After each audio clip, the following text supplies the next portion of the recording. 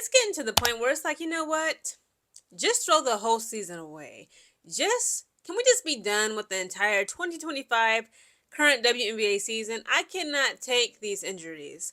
So it's just been announced, okay, it's breaking news that two point guards, okay, for the Indiana Fever, both Sydney Colson, who just experienced last night and last night's blowout loss, the Indiana Fever lost by 35 points from the Phoenix Mercury. And last night's game, Sydney Colson just experienced an ACL tear to her knee. And in that same game last night, Aari McDonald suffered a broken bone in her foot. Both of these young women, both of these ladies, will no longer be able to participate in this current season. And I'm fed up. Please allow me to read to you a little article brought to you by Yahoo Sports. It is titled, "The Indiana Fever Injuries Woes Only Get Worse in Blowout Loss versus Mercury." So again, like it just kept getting worse. Okay, it's bad enough they lost Caitlin Clark. Angel Reese is gone for who knows. We don't know when Caitlin coming back. We don't know when Angel Reese is coming back. It's like everybody's getting hurt. It says, while the last game of Indiana's 4-game West Coast trip ended in an ugly 95 to 60 point blowout against the Phoenix Mercury on Thursday night, the final score is probably the least of the team's concerns. Fever guard Sydney Colson suffered a scary non-contact in the first quarter. Sophie Cunningham briefly exited with a left ankle injury, but returned in the third quarter, and Aari McDonald was sidelined late in the fourth. Indiana Fever head coach Stephanie White commented on the litany of injuries afterwards. "Well, Sid is left knee, Aari is right foot, and we'll get more evaluation when we get home tomorrow and see where we are," White stated. It continues. Cunningham led the team in scoring with 18 points on 6 for 9 shooting from the field and 5 for 7 from three-point territory in the Stars' first time returning to Phoenix, which is where she spent her first 5 WNBA seasons. "I'm good," Cunningham said after the loss, indicating her injury concern was a minor one. McDonald's injury occurred with about 6 minutes remaining in the fourth quarter when she walked back to the locker room with a noticeable limp alongside trainer. With Caitlin Clark still sidelined, the Fever's guard depth may have just taken another serious hit. Clark missed her 9th straight regular season game on Thursday night, but there are reports that Clark is making progress in her right groin injury recovery. The nightmarish series of events affecting Indiana's guard rotation will be a storyline to keep a close eye on, as Colson will likely be out long term and McDonald may be unavailable for the Fever's game on Saturday. Again, this is just really, really ridiculous. Not on their part. Again, as fans, we can't really be too angry, too upset, specifically with the powers that be. Kathy Engelbert, okay, namely, that's just one name we can name because, again, she is the commissioner of the WNBA.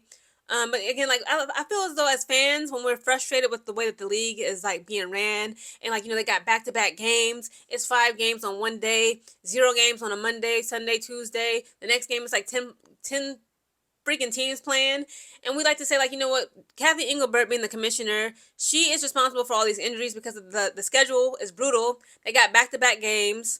They didn't increase the games from 40 games played last season in 2024 to this current season. They didn't made it 44 games, and it's this is putting more wear, tear, and pressure, and just making these women more injury prone, right? And they're suffering because of that.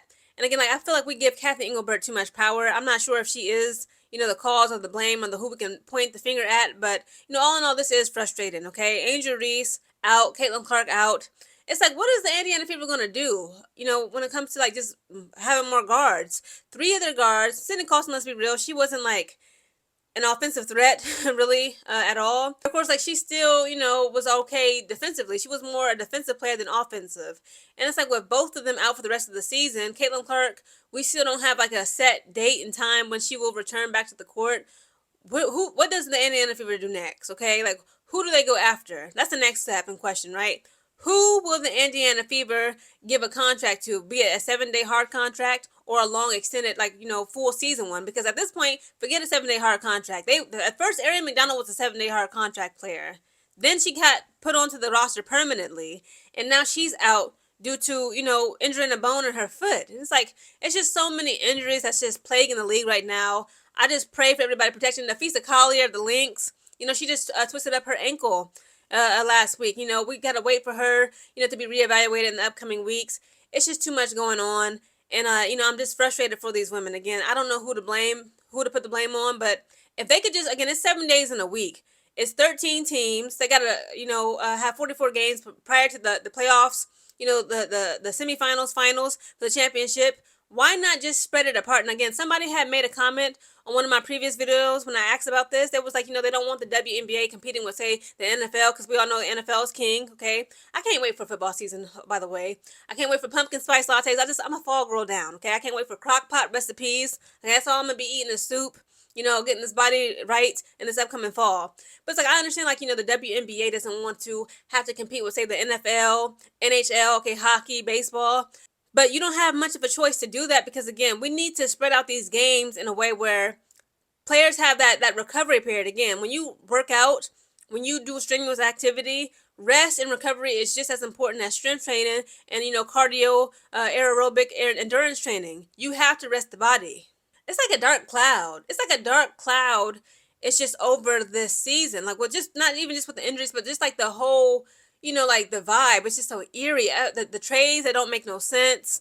We didn't see Brittany Sykes leave. The Dallas Wings player Dejanay Carrington said to hell with y'all. She left her daughter Paige down there to raise her on her own. She didn't abandon Paige, her daughter.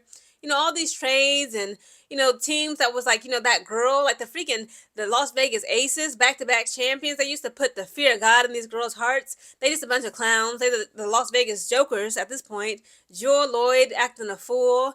It's just so sad. It's like watching your dad get beat up or something. It's like, we used to think so highly of these women.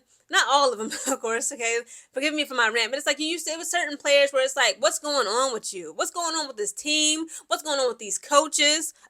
Chris Coclanis, Tyler Marsh, Becky Hammond, like, what is wrong with y'all? And this is very unfortunate that I have to break this news, but again, the Indiana Fever, it's like something is not right. It's not just them, okay, but like just this season as a whole is just so dark and eerie. Okay, guys, comment down below if y'all know what I'm talking about, okay? Is it just me that feels like it's like a dark cloud hanging over the WNBA?